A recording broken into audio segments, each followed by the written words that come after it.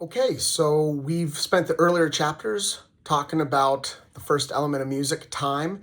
Now we're going to talk about the second element, pitch. Remember, there's three elements to music: time, pitch, and dynamics. So now we're going to talk about pitch. Pitch goes along the y-axis of the graph. So of course, if you're up higher, the pitches are higher. And as you go down the y-axis, you get lower sound. That's all there is. In music, we call these different pitches tones, okay? And there are only 12 tones in music. That's it. So imagine just like when you're typing on a computer and you work, especially in English, with 26 letters and 10 numbers. In music, all we have is 12. We have 7 letters: A, B, C, D, E, F, G. That's it. 7 letters and 5 semitones. On the piano, it's easy to see because the letters are the white notes and the semitones are the black notes. That's it. So you got the group of 2 black notes and 3 black notes. That's equals 5, and you have the 7 whites. That's all we have. And we take this 12 tones and you move them up higher as you go along the y-axis. We just move it up higher, and we can move them down lower and lower. But music, everything you create with music is right inside this area here. And those are our tones. Again, A, B, C, D, E, F, G are the letters. On the piano, in music, you don't need to know this, but it's C, C, D, E, F, G, A, B. They're all right here, all 7 letters and your 5 semitones, okay? With that, we're able to then create these various sounds. And when you put 2 tones together, we can create what I would like to think of it as like emojis. So the ones you just need to worry about right now are thinking of something that sounds positive. So think like a smiley face emoji, and think about a serious face emoji. These terms are called major, which is positive, and minor, which is serious, negative. That's all there is. So when you hear music playing, you actually can be inspired by these sounds. You can use the technical terms major and minor, or you can use the terms negative and positive, or happy and serious. But this is a major sound. It sounds positive, okay? And then the minor sound sounds serious.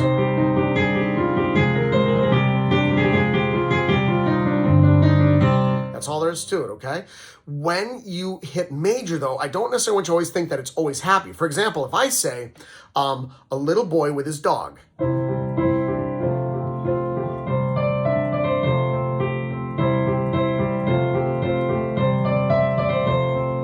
Now I say a little boy with his dog, and his dog is old and maybe on its deathbed.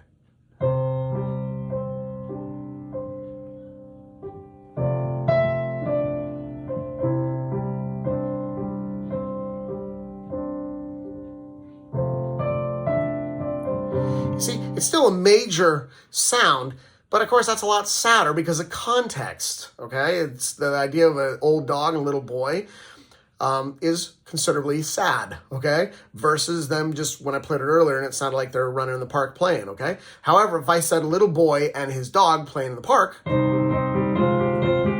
it's like, wow, why does that sound serious, you see? And if I said little boy playing with his dog and clouds are coming, see how that sounds? Now it sounds like, well, wait, those clouds sound kind of dark. But then the clouds go away. There, now it sounds positive again, okay?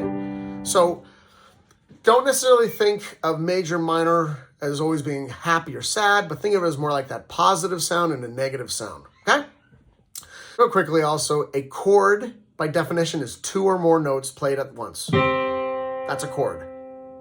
That's a chord. That's a chord. Okay? But the typical chord is a triad, which is a 3-note chord. And that's how we get those emojis, those different emotions or sounds. Okay? There's really only 4 kinds of chords in music. That was the major, which is positive, the minor, which is serious. But then we also have diminished, which means shrunk. And then you have augmented, which sounds stretched. Those are the 4 kinds of chords in music. You can put them on any of the letters, any of the tones. You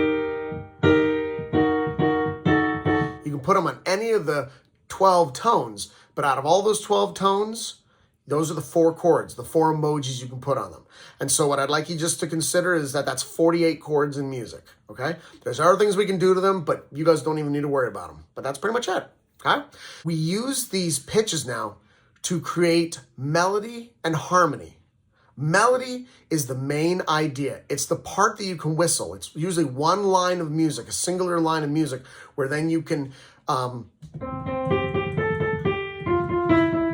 have a main idea. The harmony is what supports it. It's the extra notes that go in, or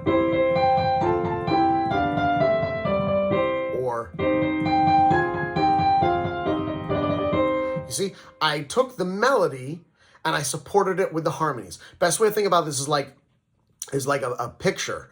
And the main idea of a picture is usually what's in the center of the picture. And everything else that's around it is the harmony. It's what supports it. A phrase is a musical sentence. Now, we already had a phrase when we talked about timing. Usually 8 measures, a full 32 counts. Okay, it's a musical sentence. But now that we're adding pitch, it's easier to identify different phrases. So for example, section A and section B. So this is section A.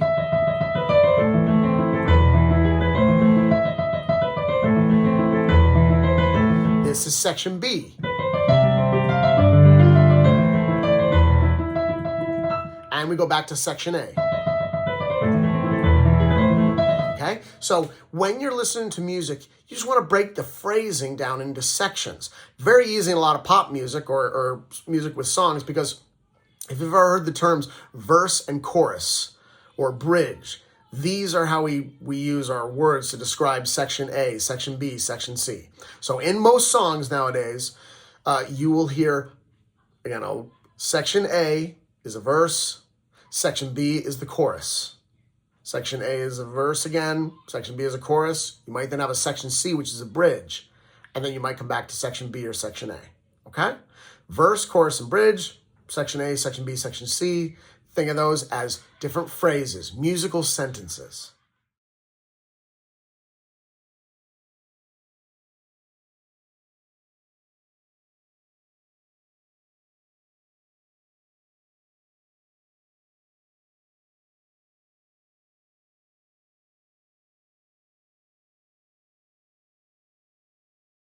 Now let's apply what we've learned. I'm going to go and play some pieces, and I want you to identify if it's major or minor.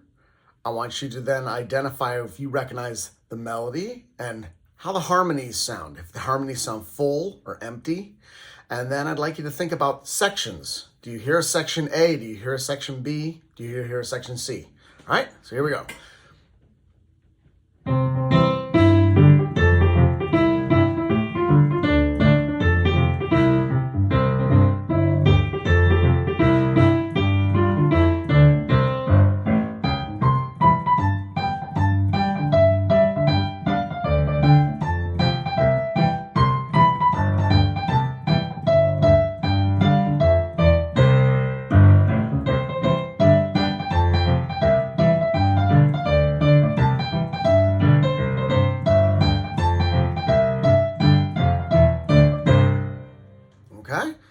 So you should have heard major key, definitely sounded positive.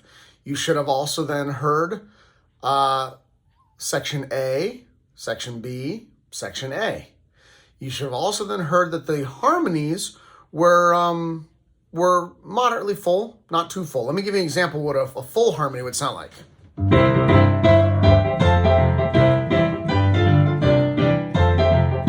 See how much fuller that harmony sounds than this. So there's harmony. I'm actually using my left hand over here to play the harmony, but the melody is very singled out and easy to whistle.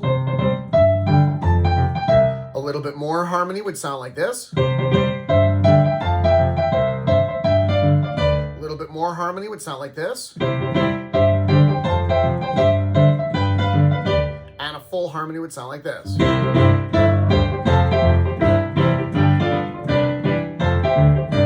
Just as you can see, the more extra notes I added, the fuller the harmony gets. All right, how about this song?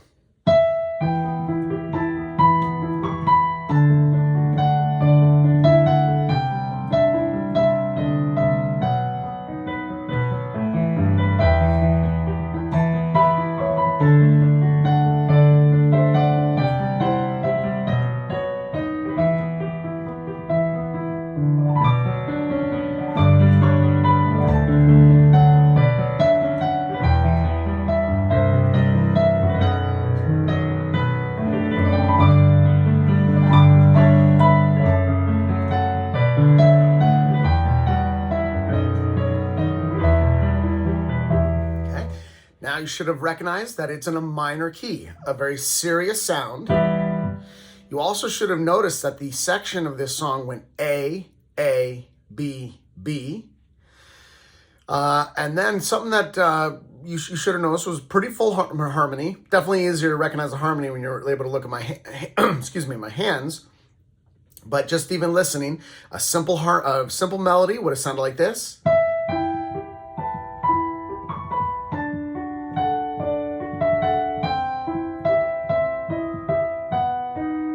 A little more harmony.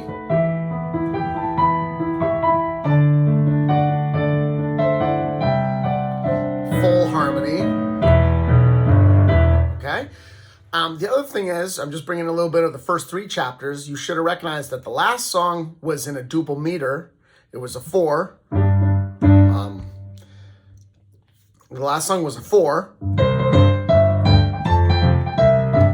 2, 3, 4. 1, 2, 3, 4. 1, 2, 3, 4. 1, 2. Whereas this song that we just did is a 3. 1, 2, 3. 1, 2, 3. 1, 2, 3. 1, 2. Okay? How about this one?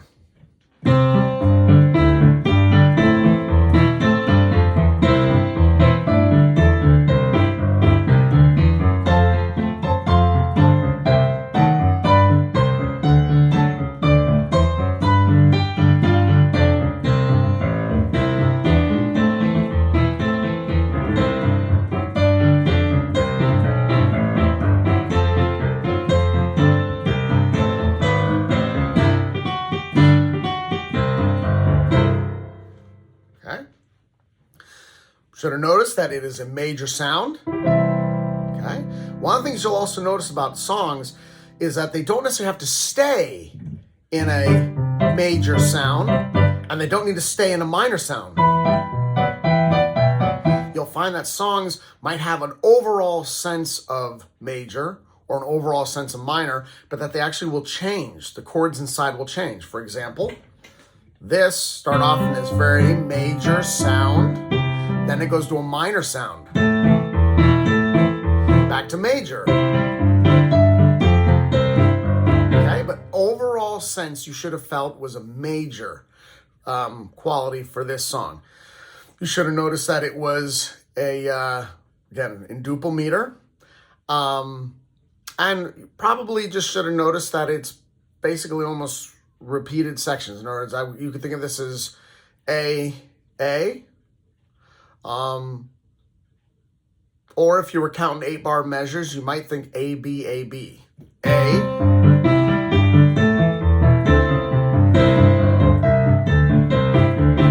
B. A, B.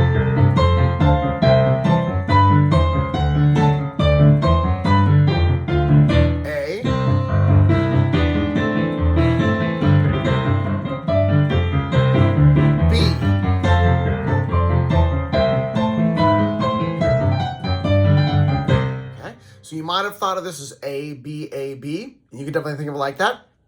And if you just wanted to think of this song as being A, you could think of that as well. Again, like we talked even in the first chapter, sometimes music is very relative. It's how you see it.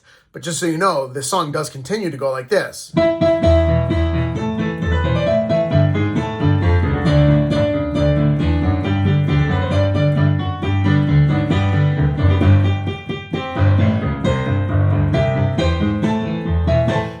Why originally when I played the song and I stopped, if you thought of it as A, B, that works.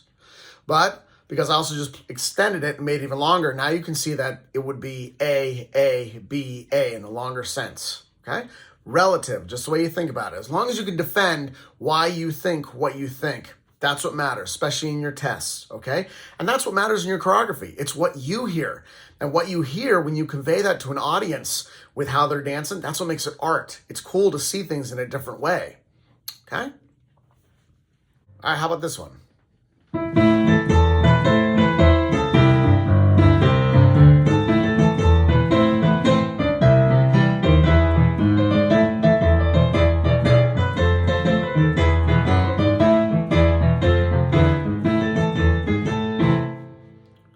So you should have noticed that that sounded serious. That is a minor sound. So it is in a minor key, and it did then go back to a major sound.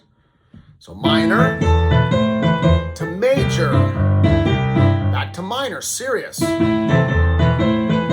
major, major, but back to minor, serious, major, major, major, but it extends to end on serious, minor, okay?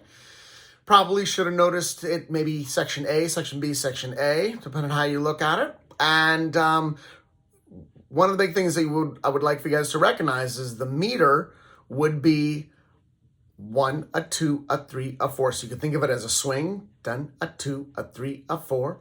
Or if you were thinking of it as a triple meter, 1, 2, 3, 4, 5, 6, 1, 2, 3, 4, 5, 6, 1, 2, 3, 4, 5, 6. So you can think of it as a swing duple, or you can think of it as a 6/8 triple meter. You would have noticed is I had a pretty simple melody. So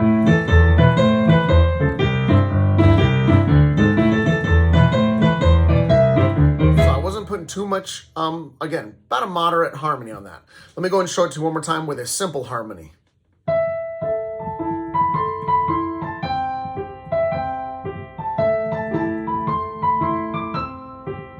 Full harmony.